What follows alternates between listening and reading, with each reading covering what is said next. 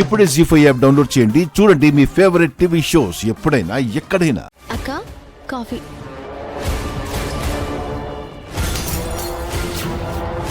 నా జీవితాన్ని నాశనం చేశావు.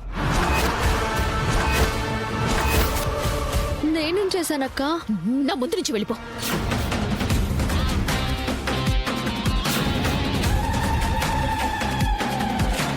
కానీ శరణ్యని కోడలుగా చేసుకుంటానని ఆవిడ నిర్ణయించుకుంటే అందులో తన తప్పేముంది?